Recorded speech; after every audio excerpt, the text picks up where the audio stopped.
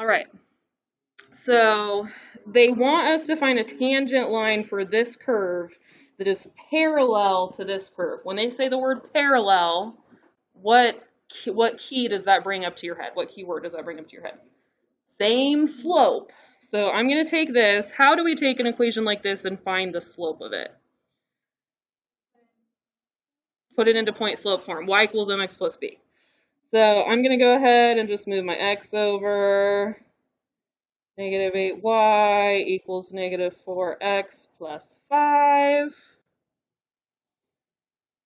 Divide by negative 8.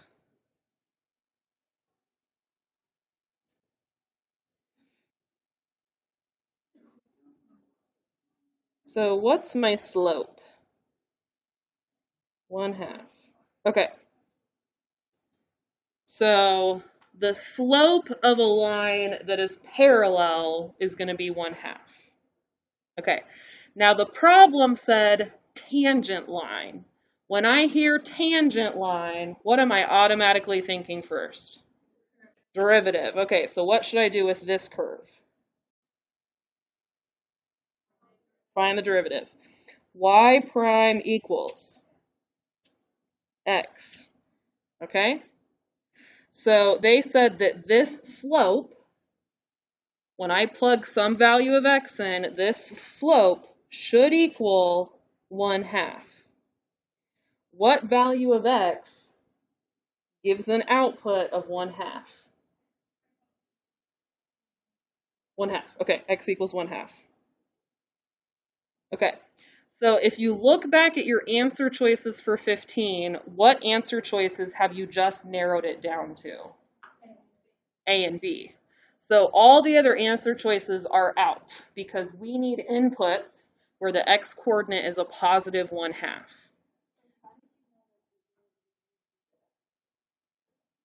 Just because it's the derivative, it's literally just x.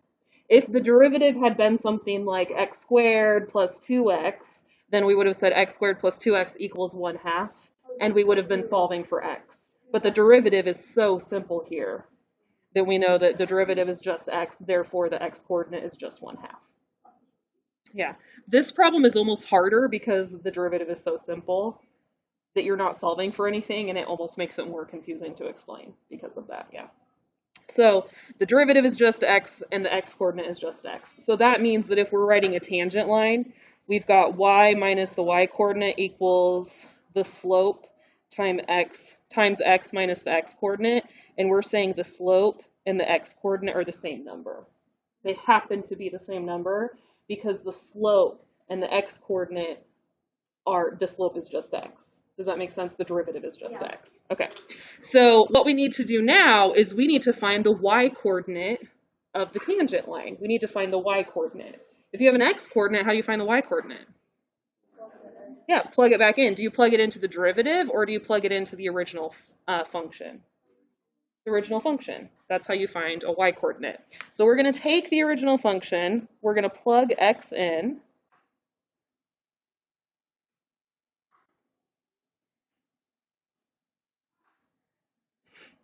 So 1/2 times 1/2 squared is 1/2 times 1/4. So we got 1/8 minus 3/2. So we're going to make that into eighths. What's 3/2 if you turn it into eighths? So we're doing 4/4. So minus 12/8. And so what is our y coordinate? Negative 11/8. So x coordinate is 1/2, y coordinate is negative 11/8. So if they wanted the tangent line, we could have had it. They didn't want it, but if they did, we would have had enough information now to write it. But this is what they wanted. They wanted the x coordinate and the y coordinate. Okay. Number 16. Okay, so it said, which is the tangent line? It has those multiple choice options. Which is the tangent line where f prime of x equals -1? So, and this is calculator active. So they mention the derivative and they say the derivative equals -1. Well, we don't have the derivative. So what should we do first? Let's find the derivative. Okay, so the derivative is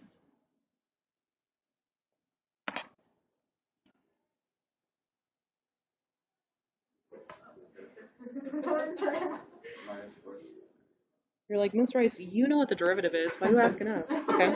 Now, here's where we get our calculators, and I want everyone to do this because this is a neat trick that you're not going to use today because today's quiz is calculator inactive, but you might use it you're going to use it at some point. It's a neat little trick. Say it again. It does not solve for x for you, but no, we're going to solve for x. This first calculator trick is not something that you haven't done before. You've done it before. The second trick is something you probably haven't done before. So what we want to do, this -1 is an output, not an input. Do you guys see that? It's an output, not an input. That means it's a y coordinate. You guys see that? Okay. So we're going to graph this as y1. We're going to graph this as y2. We're going to find where they intersect. You guys have done that before. Okay. So we're going to say 6x to the 5th minus 4x to the 3rd, and we're going to say that equals -1. That's not any crazier than anything you've ever done before in math. My screen doesn't look very appealing. Yes? So f prime of x equals -1 isn't the slope? It is the slope.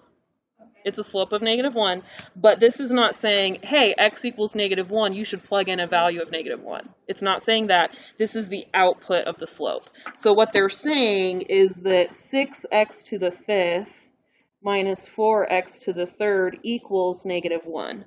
The reason they're letting you do this problem on a calculator is because we don't know how to solve this by hand. So your derivative, here's your derivative. They're telling you the derivative equals -1. Yeah, they're not telling you where the slope is -1, but they are telling you the slope is -1. You just don't know where. So I know my derivative.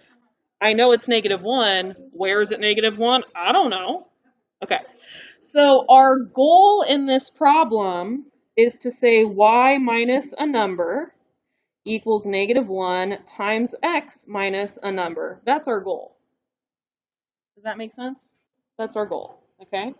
So what we're trying to do right now by setting these two equal to each other is we're trying to figure out the x value so we can put a number right in here. We want to figure out what x value made that slope happen. Does that make sense? Okay.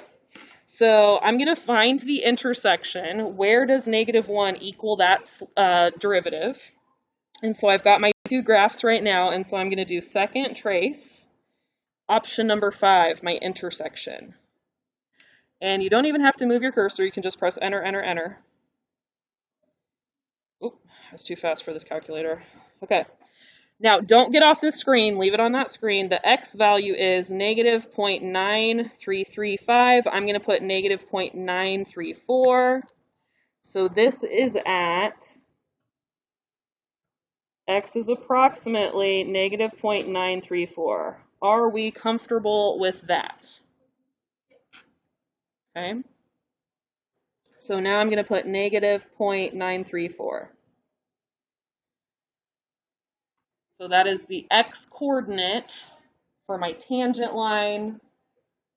That is the x coordinate that made my slope -1. Now, what do I need to finish my tangent line? The y coordinate. And where do I want to take that x coordinate and plug it into? The original function. Now, here is the thing about calculus, is that the AP graders, they don't like you to take rounded numbers and plug rounded numbers in. If you take -0.934 and plug that into the problem, and then take 3 decimals from that, if this was an FRQ, and you took a 3 decimal number and plugged it in and got another 3 decimal number, they would mark you wrong for your other 3 decimal number because you rounded too early in the problem. They want you to take that exact number, which again is also a rounded number. So we have issues here because we got too much rounding. So here's the calculator trick you didn't know your calculator could do. I want you from this screen to hit second quit. And now that you're back on this screen, I want you to hit the X button and press enter. What just happened? Crazy! What just happened? The decimal that you just had popped up on your screen. So every time you find something, an x-intercept, an intersection, whatever you have found on the graphing function of your calculator stores it for just that moment until you find something else. Okay? Now, we're not going to leave it in here as x because as soon as we find something else, our calculator is going to overwrite that x. So what we're going to do is we're going to hit the STO button. We're going to store this as another variable. So I'm going to hit STO. And then I'm going to hit alpha A. I'm just going to store this as A. So what I'm doing is I'm storing all those decimals as a different letter.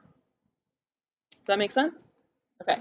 Now, because this is multiple choice, I don't have to store anything after this. It doesn't really matter. But in an FRQ, that is going to save you from having rounding errors that keep you from getting your points. Does that make sense? Now we don't have to worry about rounding. I can write down the rounded number, but now that perfect number is saved in my calculator. Okay, so now I'm going to go back and I'm going to take the original function x to the 6th minus x to the 4th, and I'm going to do a to the 6th minus a, oops,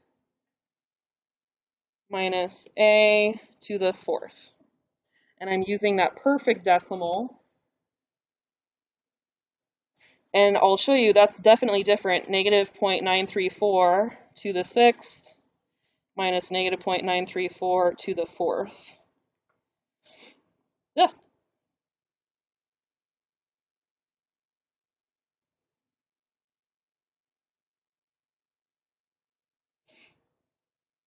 So 3 decimal places end up not being that bad for this particular problem.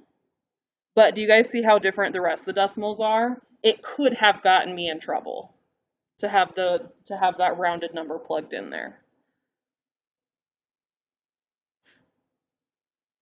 All right, so we're going to use negative 0.098.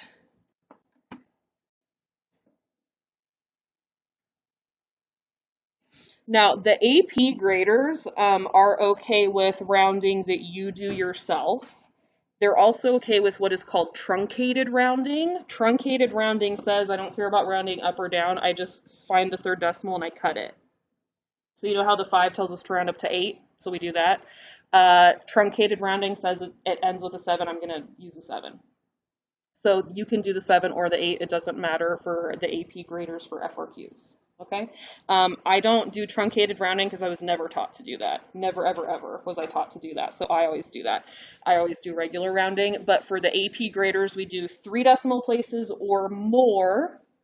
We never do less. But the decimal places you do have to be accurate. So if you do 17 decimal places, you better have used a perfect decimal to do those 17 places. Does that make sense? Don't you dare write all these decimals with a 3 decimal rounded number and then have these be wrong. See what I mean? Okay. So for this one, if we had used truncated rounding on this one and then had rounded this one to 3 decimal places, we would have been okay. So this problem happened to work out okay, but it's a good thing to learn anyway. So at this point, we can just do the problem now. It's a multiple choice answer, so we're pretty safe. It's not an FRQ, so however we work with our decimals is fine. So I've got y plus 0.098 equals, I can distribute my negative 1,